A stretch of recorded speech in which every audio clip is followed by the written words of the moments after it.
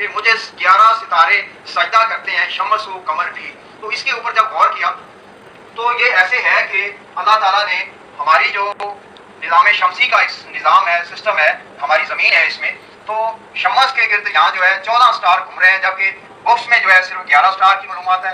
یعنی 4 اور اس میں دریافت کیے ہیں میں نے بذریعہ حمزات، اور یہ بھی دریافت کیا کہ ایک شاہ کے اندر جو ہے 7 نظام شمس کے ہیں.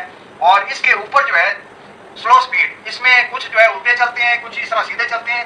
یہ 11 سٹار سلو سپیڈ ہے. ان سے جو آخر دائرے میں ایک ستارہ ہے، جو ان کی رفتار کا میں اندازہ آپ کو بتاؤں گا کہ یہ کئی 100 سال ایک برج میں رہتے ہیں، اور اس کا آخری کنارے میں جو سٹار ہے وہ 2300 سال جو ہے ایک برج میں رہتا ہے.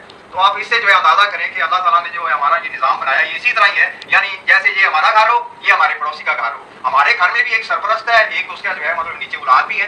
ہمارے نظام کا پڑوسی کے گھر سے ہمارے گھر کا کوئی تعلق نہیں، مگر ہماری جو کالونی ہے ساری، اس کا تعلق جو ہے، اس کا ایک چوکیدار بھی ہے، اس کا ایک جو ہے صفائی کرنے والا بھی ہے، اس کا سارا ایک نظام جو ہے جیسے ایک ٹاؤن ہو، ٹاؤن کے اندر بہت سارے گھر ہوں، گھر کے اندر اڑوسی پڑوسی بھی ہوں.